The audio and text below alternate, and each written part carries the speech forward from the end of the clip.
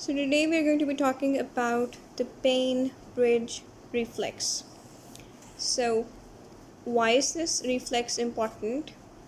This reflex is important when we're learning about short-term regulation of arterial pressure.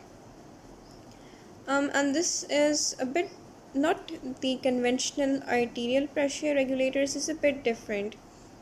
The purpose of this reflex is to prevent damming of blood.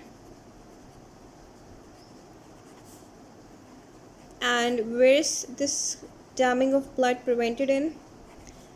Generally speaking, blood dams in the atria, in the veins,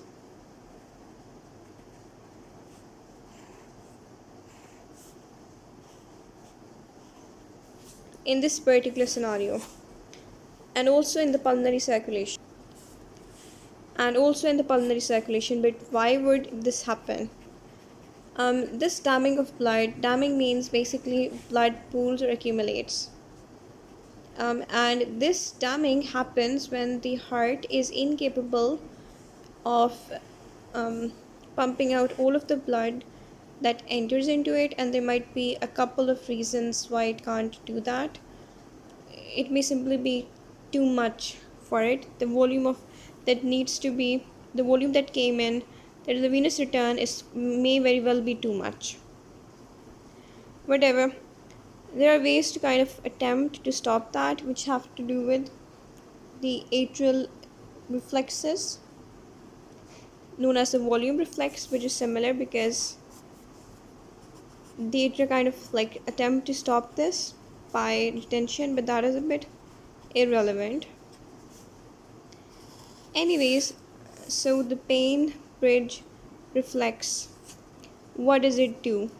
Its function is to prevent the damming of blood that might happen in the atria, in the veins, in the systemic veins, and the pulmonary circulation, if for whatever reason the heart is unable to pump all of the blood that it gets per cycle. So how does the Bain-Bridge reflex know that it needs to be initiated, and at which point does its initiation start? Interestingly, it starts in the atria, right? Because the atria are the primer pumps of the ventricles. So how does it know that the Bain-Bridge reflex needs to be activated? How do the receptors within the atria know that there is a risk of damming?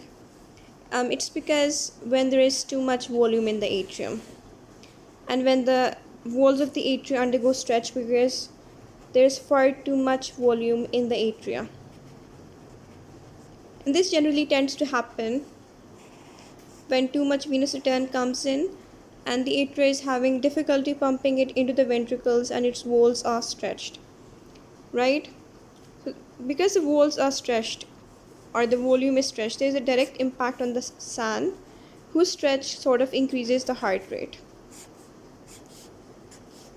But 60 to 70% of the influence is caused by certain receptors, certain stress receptors, as you might imagine, because the direct stimulus is stretch, and they send signals to the middle of the brain, and they send these signals via the vagus nerve. The vagus nerve is the nerve through which these receptors located in the atria, they send signals to the middle of the brain, and from the middle of the brain signals are sent back either via the vagus nerve or via sympathetic nerves that go back into the heart and have a twofold impact. Firstly, they increase the heart rate, also the contractility, so that all of the blood that comes into the right atrium and the left atrium are basically into the ventricles and then sort of out, so there isn't any damming happening.